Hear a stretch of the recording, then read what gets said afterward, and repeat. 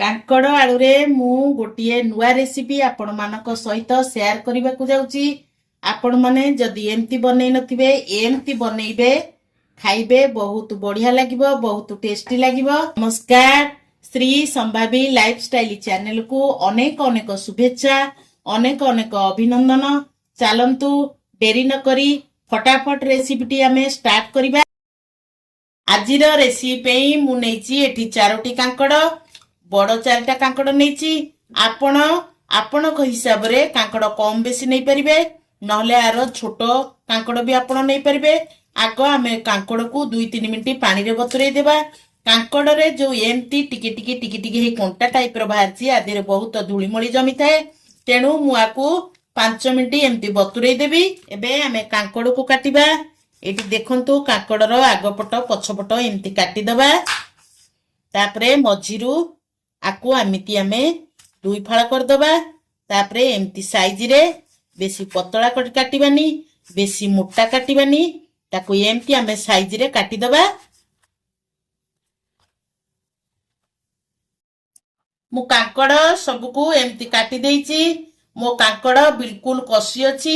ଆପଣମାନଙ୍କର ଯଦି ପାଚିଥିବ କି ପାକଳ ହେଇଥିବ ଆପଣ ତାକୁ ମଞ୍ଜି କାଢି ପାରିବେ, ମଞ୍ଜି ନ କାଢିଲେ ବି ଚଳିବ।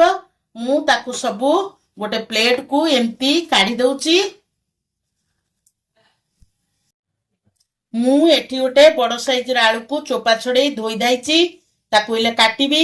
ଆପଣମାନଙ୍କ ପାଖରେ ଯଦି ବଡ଼ ଆଳୁ ନଥିବ ତାହେଲେ ଛୋଟ ସାଇଜ ଆଳୁ 2ଟା ଆପଣ ନେଇପାରିବେ। ଯେମିତି କାଟିଥିଲେ ଆମେ କାଙ୍କଡ଼ ସେମିତି କାଟିଦବା। ସେଇ ସେପର କାଟିବା, କାଙ୍କଡ଼ ସେପର। ସବୁ କାଙ୍କଡ଼ ଆଳୁକୁ ଆମେ ଏମିତି ସେପର କାଟିଲେ, କାଙ୍କଡ଼ ଯେମିତି କାଟିବା ସେମିତି ଆଳୁ କାଟିବା। ଦେଖିବାକୁ ବି ସୁନ୍ଦର ଲାଗିବ, ଖାଇବାକୁ ବି ବହୁତ ବଢିଆ ଲାଗିବ। ଯଦି ଆପଣମାନେ ଆଳୁ ଖାଉନଥିବେ ଆଳୁକୁ ଆପଣ ସ୍କିପ୍ କରିପାରିବେ। ଆଳୁକୁ ଆମେ ଗୋଟେ ପ୍ଲେଟକୁ କାଢିଦବା। ମୁଁ ଏଠି ନେଇଛି 2ଟି ମିଡିୟମ ସାଇଜର ପିଆଜ। ଆମର ଏ କାଙ୍କଡ଼ ଆଳୁ ରେସିପିରେ ଆମର ଟିକେ ଅଧିକା ପିଆଜ ଦରକାର। ପିଆଜଟା ସାଧାରଣତଃ ମିଠା ଲାଗେ, ପିଆଜ ଅଧିକା ପକେଇଲେ ଆମର ତରକାରୀଟା ବହୁତ ବଢିଆ ଲାଗିବ। ମୁଁ ଯେଉଁ ସେପରେ କାଙ୍କଡ଼ ଆଳୁ କାଟିଥିଲି ମୁଁ ସେଇ ସେପରେ ପିଆଜକୁ ବି କାଟି ଦଉଛି। ଦେଖନ୍ତୁ ଏମିତି କାଟିବା। ମୁଁ କାଙ୍କଡ଼ ଆଳୁକୁ ଯୋଉ ସେପରେ କାଟିଥିଲି ସେଇ ସେପରେ ବି ପିଆଜ କାଟି ଦେଇଛି। ଦେଖନ୍ତୁ ସେଇ ସେପରେ ପିଆଜ କଟା ହେଇଛି। ଇଏ ଦେଖିବାକୁ ଯେମିତି ସୁନ୍ଦର ଦେଖାଯାଉଛି, ଖାଇବାକୁ ମଧ୍ୟ ସେମିତି ଟେଷ୍ଟି ଲାଗିବ, ବହୁତ ବଢିଆ ଲାଗିବ। ଆମେ ଏ ସବୁକୁ ସାଇଡରେ ରଖିଦବା। ନେକ୍ସଟ ଷ୍ଟେପକୁ ଯିବା। ଏବେ ମୁଁ ଗ୍ୟାସରେ ଗୋଟେ କରେଇ ବସେଇ ଦେଇଛି। କରେଇ ଆମର ତାତି ଗଲାଣି। ସେଥିରେ ମୁଁ ଦେଉଛି 3 ଚାମଚ ରିଫାଇନ ତେଲ।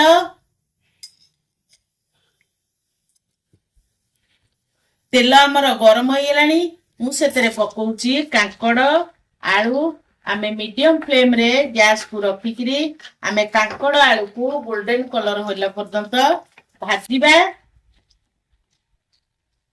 କାଙ୍କଡ଼ ଆଳୁକୁ ଆମେ ଏମିତି ଭାଜିଲା ବେଳେ ଆମେ ଟିକେ କଭର କରିକିରି ଭାଜିବା। ଶୀଘ୍ର ଆମର କାଙ୍କଡ଼ ଆଳୁ ସିଝିଯିବ, ଗୋଲ୍ଡେନ କଲର ବି ହେଇଯିବ। ଆମେ କଭର କାଢିକିରି ମଝିରେ ମଝିରେ ଏମିତି ଭାଜୁଥିବା, ନହେଲେ କାଙ୍କଡ଼ ଆଳୁ ଆମର ପୋଡିଯିବ।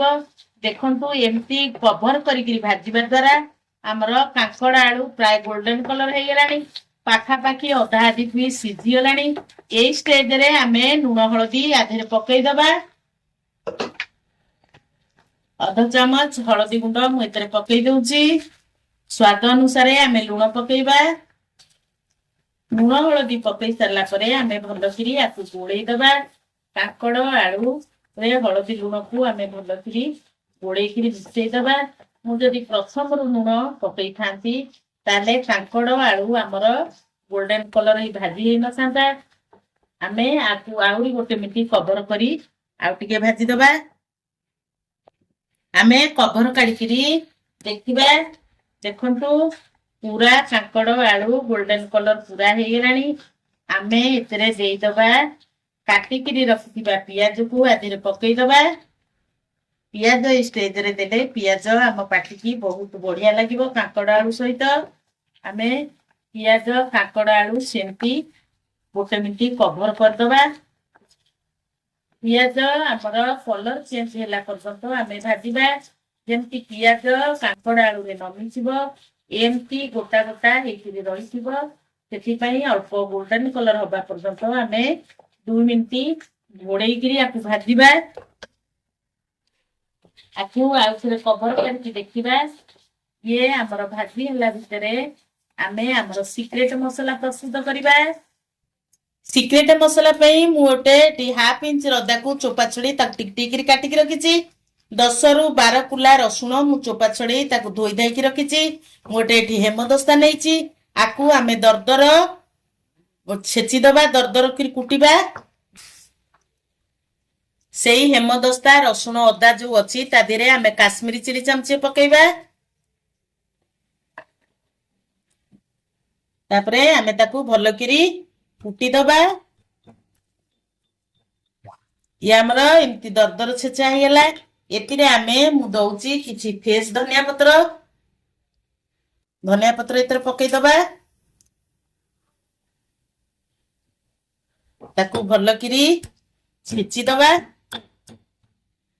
धनिया पत्र रसुण अदा काश्मीर फिली सब दरदर छेचा हेला सेतिरे आमे देई दबा गोटे चामच सोरिष तेल देले तार बहुत बढ़िया बास्नाटा आसीबो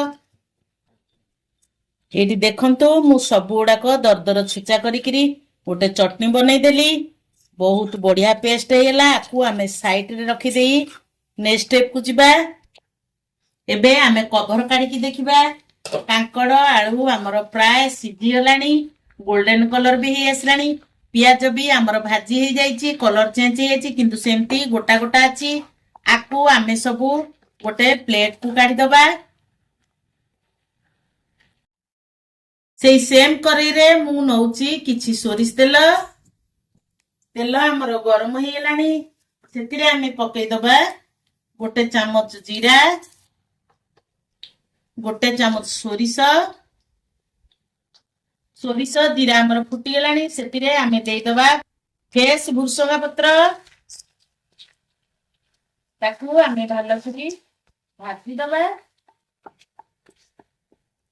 सेतिरे आमे पकेई दबा गुंड मसला गोटे चामच काश्मीरी चिली गोटे चामच धनिया पाउडर गोटे चामच जीरा पाउडर गोटे चामच हळदी पाउडर ताकू आमे भलो करी कसी दबा गुंड मसला सबू तारा कच्चा स्मेल जिबा पर्यंत मीडियम फ्लेम रे रखी आकु आमे कसीबा तापरे आमे सेतिरे देई दबा जो छेची किरी रखिथिले पेस्ट रसुण अदा धनिया पत्र सेतिरे आमे देई दबा ताकू भलो करी आमे मिसेई दबा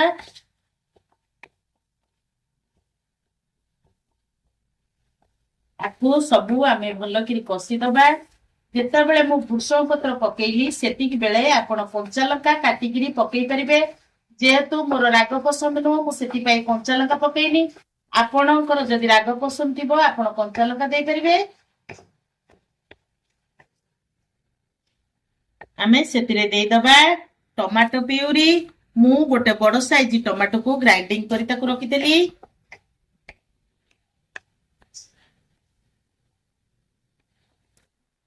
आमे एबे सेतिरे पकेई दबा स्वाद अनुसार लुण आमे कांकड़ आलू रे लुण पकेई देले देखि किरी सेतिरे लुण पकेइबा सेतिरे आमे देई दबा मीट मसला ताकू भलो भाबरे आमे कसीबा एटी देखंतु रसुण अदार कंचा स्मेल पळेलानी हमर मसला रु भी तेल बाहरी आसलानी एबे हमर परफेक्ट मसला कसा हे गेलानी मु भाजी किरी रखिथिबा कांकड़ आलू को सेतिरे देई दउची कांकड़ आलू को आमे ए मसला संगरे पूरा मिसेई दबा कांकड़ आलू भाजिला बेले हमर कांकड़ आलू पूरा सिझी जाईची बेसी भी ताकू भाजीबा दरकार नाही पूरा मसला संगरे मिसिला पर्यंत 2-3 मिनिट आमे कसी दबा आकु आमे 2 मिनिट कवर करिकिरी कांकड़ आलू मसला संगरे सब कसिया को छाड़िया एबे आमे घोड़णी काढिची देखिबा काकड़ आलू भजा हमर पूरा परफेक्ट हे गेलानी जेहेतु आमे काकड़ आलू को भाजी देइथिले आ बेसी समय दरकार नै सिझिबा काकड़ आलू हमर सिझि आइची एटी देखंतु काकड़ सिझि आइची आलू भी बढ़िया सिझि आइची हमर एबे हे गेलानी काकड़ भजा आलू आमे एतरे गरम मसला टिके पकै दबा आमे सेतरे किछि पकै दबा गरम मसला पकै सारी आमे ताकू भल करी टिके भाजी दबा मु तो छेचिला बेले धनिया पत्र पकैतली आउ धनिया पत्र पकेबा दरकार नै आपण जदि चाहबे आपरे धनिया पत्र पकै परिबे